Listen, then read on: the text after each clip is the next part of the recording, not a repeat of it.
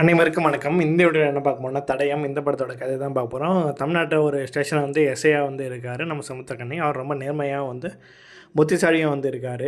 அவரோட புத்திசாலித்தனத்தை யூஸ் பண்ணி அவருக்கு கீழே வேலை பார்த்த ஆஃபீஸர்லாம் அவர் மூலமாக ப்ரொமோஷன் வாங்கிட்டு வேறு இடத்துக்கு ட்ரான்ஸ்ஃபர் ஆகி போயிடுறாங்க. நல்லா ப்ரொமோஷனும் ஆகி போயிடுறாங்க. ஆனால் சமுத்திரக்கனி அதே ஸ்டேஷனில் ரொம்ப காலமாக எஸ்ஐயாகவே இருக்கார். இதனால மேலே போனவங்களாம் சமுத்திரக்கனி மேலே பழி போட்டுகிட்டே இருக்காங்க. அப்போ அந்த ஸ்டேஷனுக்கு புதுசாக ஒரு இன்ஸ்பெக்டர் அம்மா வராங்க. அவங்கக்கிட்டே நம்ம சமுத்திரக்கனி 10 தப்பாக சொல்லிகிட்டு இருக்காங்க. அப்போ சமுத்திரக்கனிக்கிட்ட ஒரு கேஸ் வருது. ஒரு ஹஸ்பண்ட் அண்ட் ஒய்ஃப் மர்டர் ஆகிட்டான்னு சொல்லிட்டு அந்த கேஸை விசாரிக்க போகிறாரு. அங்கே போய் பார்த்துட்டு திரும்ப வந்துடுறாங்க. திரும்ப இன்ஸ்பெக்டர் அம்மா அந்த கேஸை விசாரிக்க போகிறாங்க. விசாரிச்சுட்டு இருக்கும்போதே அவங்களுக்கு கடன் ஏற்பாடு பண்ணியிருக்காங்க. நான் புடவை எடுக்க போகணும்னு சொல்லிட்டு அங்கேருந்து கிளம்பிடுறாங்க. சமுத்திரக்கனி அங்கேருந்து வந்துடுறாங்க. அப்புறம் தான் அவங்களுக்கு தெரியாது சமுத்திரக்கனி ரொம்ப அறிவாளியான ஆஃபீஸர்னு சொல்லிட்டு. இப்போ 2 பேரும் சேர்ந்து அந்த கேஸை இன்வெஸ்டிகேஷன் பண்ண ஆரம்பிக்கிறாங்க. இப்போ இன்வெஸ்டிகேஷன் பண்ணும்போது தான் கொலை பண்ணவங்க அந்த பொண்ணோட தாடியை அந்த புருஷனோட அருணக்கயிறு மட்டும் தான் எடுத்துகிட்டு போயிருக்காங்க தெரிய வருது. இது மாதிரி தமிழ்நாட்டை நாடு கூட நடந்தனால அவங்க ஊர் ஆந்திரா பார்டர் இருக்கிறனால ஆந்திரா பார்டர் யாராவது கொலை பண்ணிட்டு போகலான்னு சொல்லிட்டு அங்கே போய் விசாரிக்காங்க. அங்கே போய் விசாரிச்சா இது மாதிரி 70 கொலை நடந்திருக்குன்னு சொல்லி தெரிய வருது.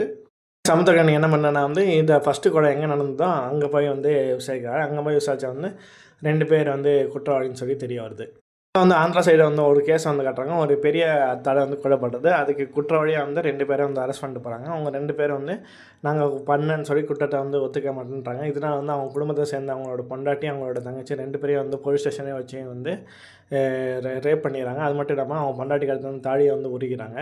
இதனால தான் அந்த 2 பேரும் வெறி பிடிச்சி இந்த மாதிரி கொலைங்களை பண்ணிட்டு வராங்கன்னு சொல்லி நமக்கு காட்டுறாங்க. இப்போ சமுத்திரக்கனியும் அவங்க இன்ஸ்பெக்டர் அம்மாவை காட்டுறாங்க.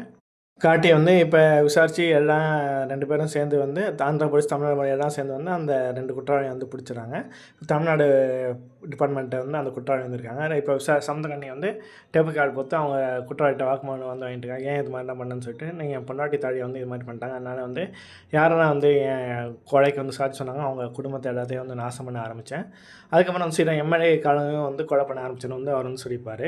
இதை தெரிஞ்சு ஆந்திரக்காரங்க என்ன பண்ணாங்கன்னா இவன் வாயத்தை நம்மளோட வேலையெல்லாம் போயிடும்னு சொல்லிட்டு அவங்க 2 பேரையும் என்கவுண்டர் பண்ணலான்னு சொல்லிட்டு பிளான் பண்ணிடுறாங்க. அதனால் தமிழ்நாடு ஆந்திரா பார்டரை 2 பேரையும் கொண்டாந்து 2 பேரையும் என்கவுண்டர் பண்ணிடுறாங்க. சமுத்திரக்கனியை அந்த இன்ஸ்பெக்டர் அம்மா பார்த்துட்ருக்காங்க. 2 பேரும் நேர்மையாக பிடிச்ச கேஸை இப்படி பண்ணுறாங்கன்னு சொல்லிட்டு. இப்போ சமுத்திரக்கனி ஒரு நாள் அந்த இன்ஸ்பெக்டர் அம்மா பார்த்து என்ன பண்ணுறாங்கன்னா இது மாதிரி அவங்க கொடுத்த வாக்குமூலம் என்கிட்ட இருக்குது. இதை நீங்கள் மேலிடத்துக்கு சப்மிட் பண்ணிக்கிறீங்க. மூலமாக உண்மை வெளிக்க வரட்டும் அப்படின்னு அவர் சொல்கிறாரு. இதோட இந்த படத்தோட கதை முடியுது. நன்றி.